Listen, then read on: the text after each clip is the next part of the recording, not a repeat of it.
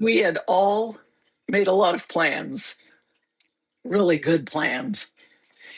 Our daughter, Rosina, was due with her first child August 25th. Rosina and her husband, Jake, they got prepared. They read more books about childbirth than their family practitioner did in medical school.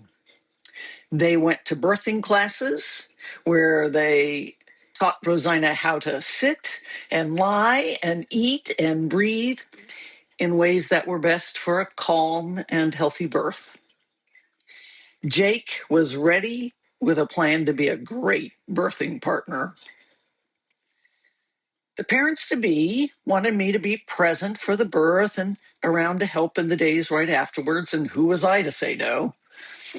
And this church graciously supported all those plans. Session approved vacation for me for 3 consecutive Sundays sometime between the end of August and the beginning of September. Commissioned ruling elder Stephanie Davidson even planned her vacation so she would be free to preach at a moment's notice in that time period. Then suddenly, in the early morning of July 17, there was no time for books or even for breathing. Winnie Shipman Heimbaugh decided she would be born. There's been a change of plans. Isn't that life? We get things organized and laid out, and there it goes. There's been a change of plans. It's one of the few things in life that we can count on. Change. The poet T.S. Eliot put it this way: in a minute, there is time for decisions and revisions, which a minute will reverse.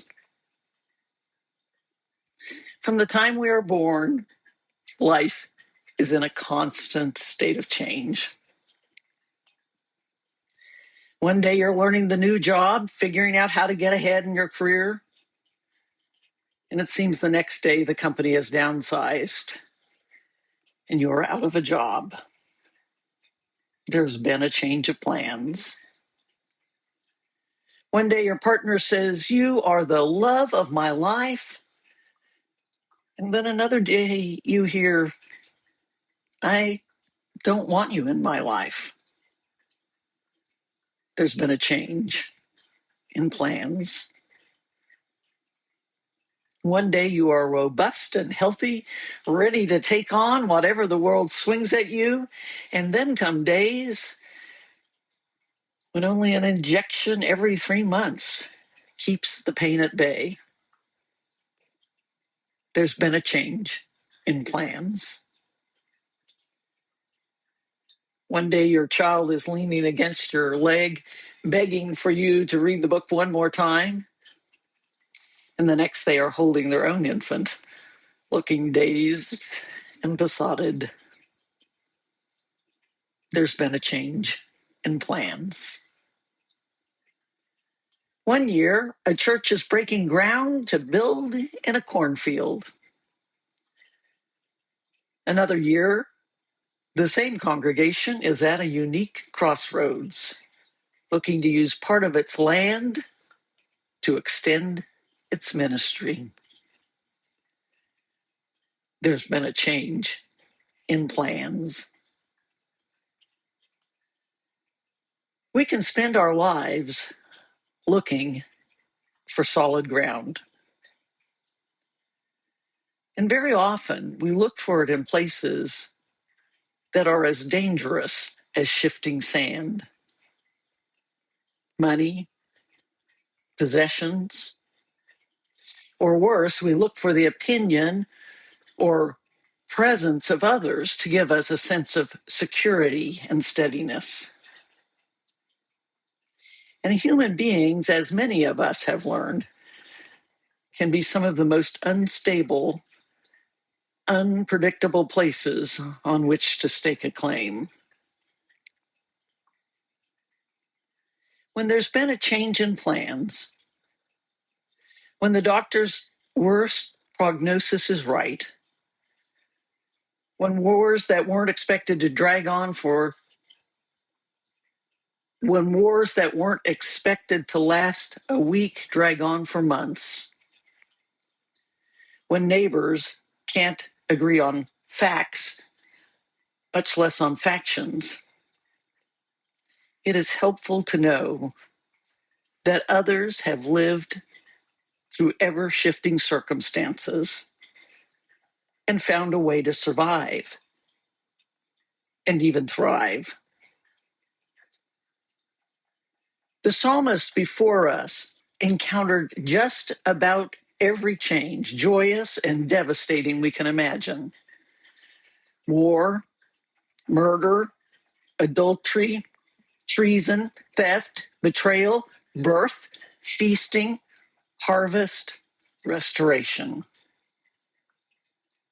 The psalmist knew about change, and yet they remained steadfast in faith and in integrity. They didn't just hold fast, they flourished. And they did so because they put their trust in the one who never changes. Psalm 46, while it does not tell us the specific historical situation, gives us a realistic glimpse of a particular city encountering tragic disasters, natural and national. So many elements can totter and shake the foundations, but the psalmist does not fear.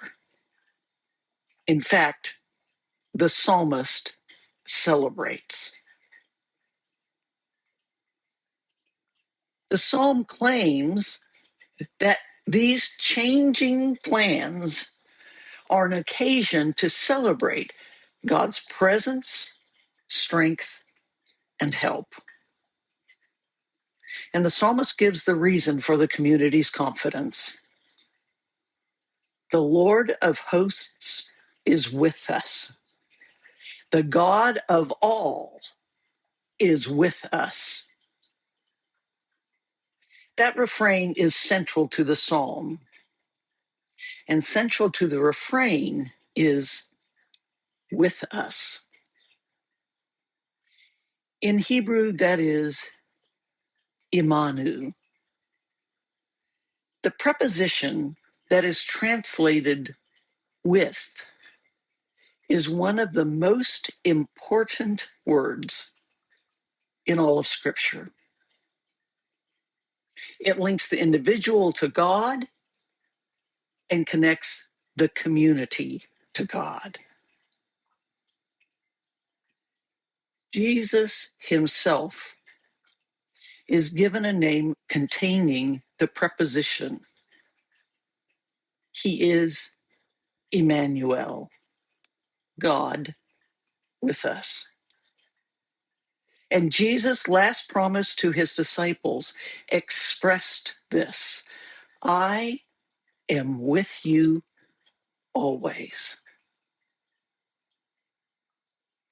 The psalm claims that the changing plans the community encounters are an occasion to celebrate because God is with us.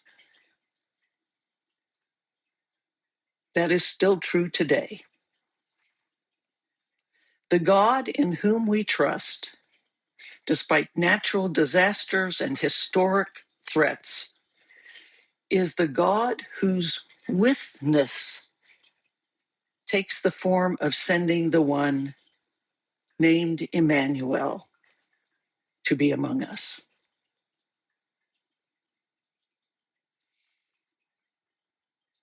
It can be a comfort and a strength to read a 3,000-year-old message written by people who have gone through the very same things we are going through today. We have all been exiled. We have all lost our sense of home. We have all faced storms and trials. We have all felt the lack of solid ground. There is always a change in plans. Yet generation after generation, these psalmists found a refuge. The Lord of hosts is with us. The God of all is with us. In life, there will always be a change in plans. We just need to trust the one who never changes. Then we can live into whatever changes with the God who is always with us.